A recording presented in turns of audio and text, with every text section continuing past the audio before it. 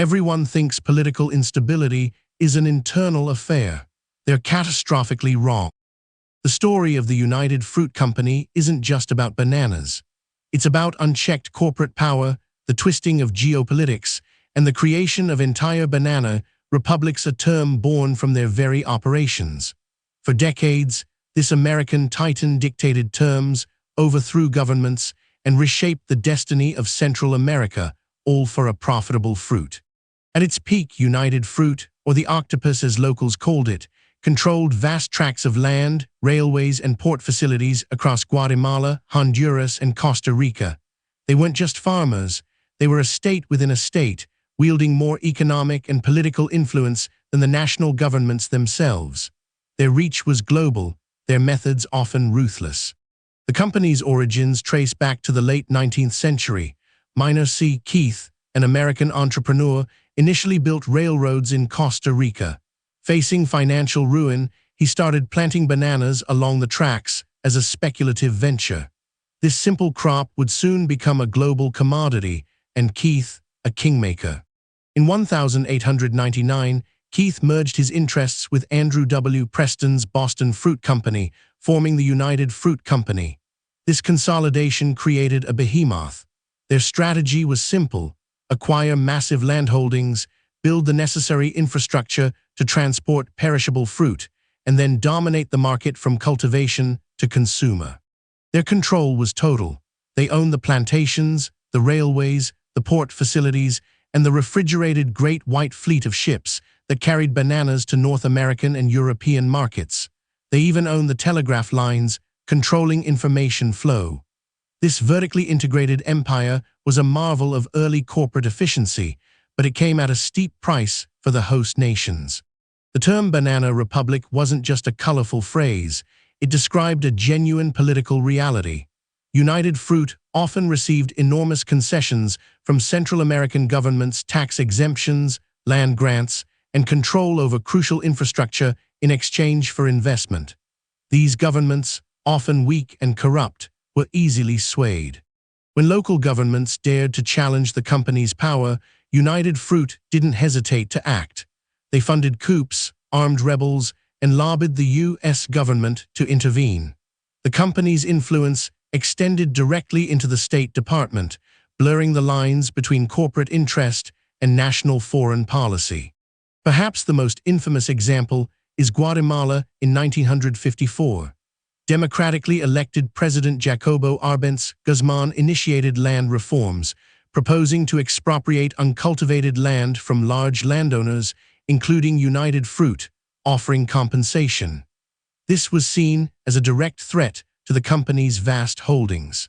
United Fruit launched an aggressive public relations campaign, portraying Arbenz as a communist threat. They had powerful allies: Secretary of State John Foster Dulles and his brother Allen Dulles, the head of the CIA.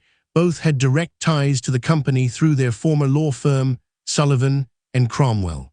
This powerful lobbying, combined with Cold War paranoia, led to Operation PB Fortune, a CIA-backed coup.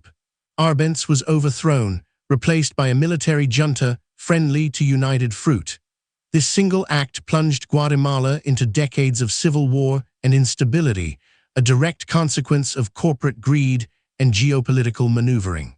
The company's labor practices were equally controversial. Workers on their plantations faced harsh conditions, low wages, and brutal repression if they attempted to organize. The 1928 Banana Massacre in Colombia, where soldiers fired on striking United Fruit workers, killing hundreds, remains a dark stain on its history. Despite its immense power, United Fruit's dominance began to wane in the latter half of the 20th century. Anti-monopoly sentiment grew, and its exploitative practices faced increasing scrutiny. Labor movements gained strength, and host nations began to assert more control over their own resources. The company also faced fierce competition. Dole, Del Monte, and other players entered the market, eroding United Fruit's near monopoly. Shifting consumer tastes and changing global economics further complicated their business model, once seemingly invincible. In 1970, United Fruit merged with AMK Corporation, becoming United Brands. This new entity struggled, facing internal corruption scandals and continued financial difficulties. The once mighty octopus was slowly being dismantled, its tentacles severed one by one. The company's final transformation came in 1984, when it was acquired by Carl Lindner Jr.'s American Financial Group and rebranded as Chiquita Brands International. The name United Fruit Company, synonymous with power and controversy, finally faded from the corporate landscape, though its legacy endures. The story of United Fruit serves as a stark reminder of the dangers of unchecked corporate power. It illustrates how economic interests can profoundly shape political landscapes, leading to intervention, instability, and lasting suffering for entire nations. The term Banana Republic is more than a historical footnote, it's a cautionary tale. Its shadow still looms over Central America, impacting economic development, political stability, and social structures. The long-term consequences of its interventions continue to ripple through generations, a testament to the profound and often destructive impact of corporate greed.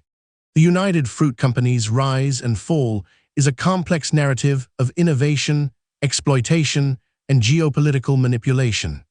It's a key chapter in understanding how global markets and national interests often collide, with devastating human costs.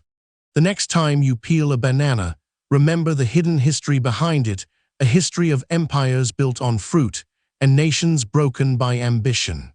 Explore another hidden chapter of corporate malfeasance next week.